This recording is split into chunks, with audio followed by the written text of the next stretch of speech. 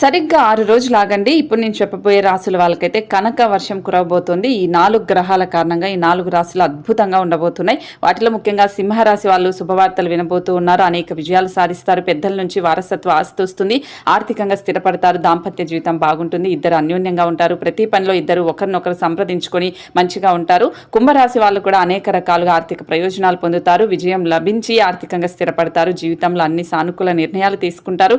Negative energy పోగొడతారు. ఏ పని తలపెట్టినా మంచి ప్రయోజనాల్ని పొందుతారు. కుంభరాశి వాళ్ళకి అదృష్ట సమయం అని చెప్పాలి. మిథున రాశి వాళ్ళకు కూడా పెళ్లి కాని వారికి పెళ్లి కుదిరి జీవిత భాగస్వామి దొరుకుతుంది. అదృష్టం వస్తుంది. వివాహం తర్వాత బాగా కలిసి వస్తుంది. డబ్బుల పరంగా కూడా వీళ్ళకు మంచిగా ఉంటుంది. మేషరాశి వాళ్ళకు కూడా కెరియర్ చాలా బాగుంటుంది. ఉన్నత విద్య చదివేందుకు విద్యార్థులకు విదేశాలకు వెళ్లే అవకాశం ఉంటుంది. ఉద్యోగస్తులకు వేతనం పెరుగుతుంది. కుటుంబ సభ్యులతో కలిసి ఆధ్యాత్మిక కార్యక్రమాల్లో పాల్గొంటారు. ఇప్పుడు నేను చెప్పిన ఈ రాశులకైతే 6 రోజులు ఆగండి, అంతా బాగుంటుంది. మీ రాశి కామెంట్ చేయండి.